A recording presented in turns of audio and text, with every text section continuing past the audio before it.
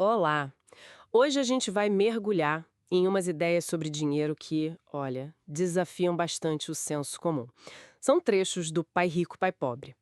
A missão aqui é tentar desvendar uns conceitos-chave sobre grana, sobre riqueza, que talvez façam a gente repensar um pouco nossas finanças, sabe? Ok, vamos analisar isso juntos. Com certeza, o material que a gente viu levanta umas questões bem importantes, né? Sobre educação financeira mesmo. E como certas crenças populares, tipo, a casa própria é sempre um ativo, talvez não sejam tão simples assim. O mais legal aqui, acho, é esse convite para repensar o que a gente aprendeu sobre dinheiro. E um ponto central nisso tudo é a diferença, que parece básica, mas não é, entre ativos e passivos. A definição do pai rico é muito direta. Ativo bota dinheiro no seu bolso. Ponto. E passivo, claro, tira dinheiro. O livro até usa uns diagramas, né, de fluxo de caixa para mostrar visualmente como o dinheiro entra e sai e como isso é diferente para quem é pobre, para a classe média e para os ricos. Bem visual. Exato. E aí que muita gente se confunde, né? A classe média, segundo o livro, muitas vezes compra passivos achando que são ativos. O exemplo mais polêmico é a casa. Aquela frase, sua casa não é um ativo, causa uma discussão danada. Mas os trechos lembram da crise de 2008, que mostrou na prática para milhões de pessoas que um imóvel pode sim tirar muito dinheiro do bolso.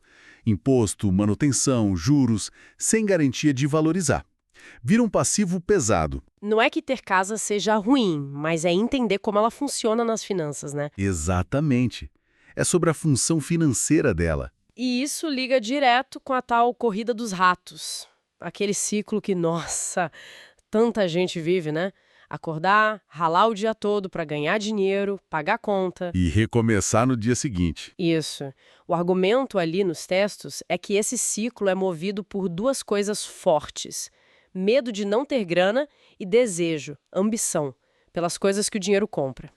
A história de trabalhar por 10 centavos foi tipo uma lição na prática sobre isso. Sobre como essas emoções prendem a gente. E para sair dessa corrida, a filosofia que o livro apresenta passa pela educação financeira. Aquilo que a escola geralmente não ensina, né? Pois é. É aprender a fazer o dinheiro trabalhar para você e não só você trabalhar pelo dinheiro. Isso conecta com a ideia de cuidar do seu próprio negócio. Que não é necessariamente abrir uma empresa, né? Não, não. Segundo os trechos, significa focar em construir sua coluna de ativos. Ações, imóveis que alugam, propriedade intelectual, coisas que gerem renda independente da sua profissão principal. O foco é criar fontes de renda que não dependam só do seu suor, do seu tempo de trabalho direto.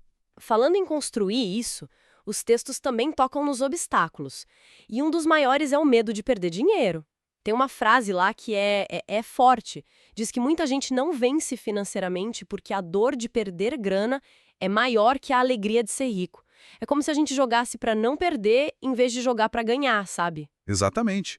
Esse medo paralisa. E superar ele, junto com o ceticismo, a preguiça de pensar, é o que permite inventar dinheiro. Não no sentido literal, claro, mas de desenvolver a inteligência financeira. É ver oportunidade onde os outros só veem problema ou risco. Aquele exemplo de comprar as casas baratas em Portland. Isso, comprar na baixa, vender na alta. Mas não foi sorte, foi conhecimento aplicado. Entender de número, de investimento, de mercado, de lei. Usar a cabeça, não só a força de trabalho. Então, o que a gente pode tirar de mais importante disso tudo, parece que é uma virada de chave na mentalidade, né? Parar de olhar só para o salário e focar mais em adquirir ativos, coisas que gerem renda, entender para onde o dinheiro está indo de verdade. Ler os números, né? Exato. E talvez o principal, nunca parar de aprender. Sobre finanças, como o dinheiro funciona, como fazer ele render mais para a gente. E para fechar, fica uma provocação, baseada naquela definição de riqueza do Buckminster Fuller que o material cita. E se a riqueza não fosse medida só pelo quanto se tem acumulado? E se fosse medida assim, por quanto tempo uma pessoa conseguiria viver? Manter o padrão se parasse de trabalhar hoje? Nossa. Pensar por esse ângulo. Como isso mudaria as decisões financeiras que a gente toma todo dia? Fica aí para refletir.